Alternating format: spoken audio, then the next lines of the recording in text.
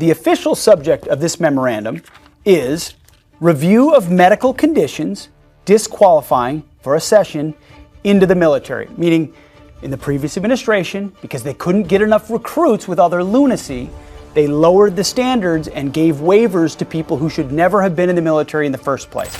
We're back with another DoD reform, and this one, it's a doozy. Now, the official subject of this memorandum is review of medical conditions disqualifying for accession into the military, meaning in the previous administration, because they couldn't get enough recruits with all their lunacy, they lowered the standards and gave waivers to people who should never have been in the military in the first place. We're going to read a list in a second.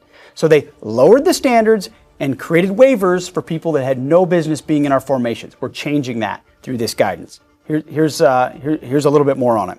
So applicants for military service, as we believe, must be physically and mentally able to perform their duties under the harshest of conditions without risk to themselves or others, right?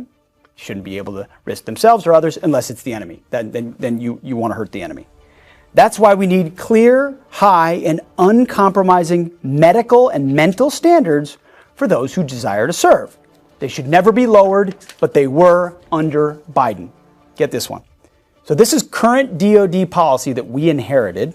It still permits medical waivers concerning medical conditions like schizophrenia, congestive heart failure, cystic fibrosis, and chronic use of oxygen. Now there's one more that I didn't know what it was, so we had to look it up. Current DoD policy still allows for paraphilic disorders. Service members need to be medically ready to fight. So today I'm signing a memorandum that tasks the Undersecretary of Defense for Personnel and Readiness to reevaluate these medical standards for joining the U.S. military.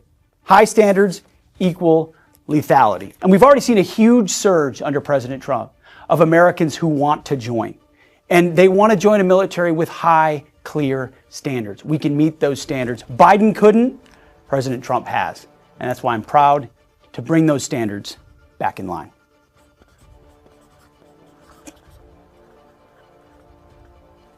Good to go.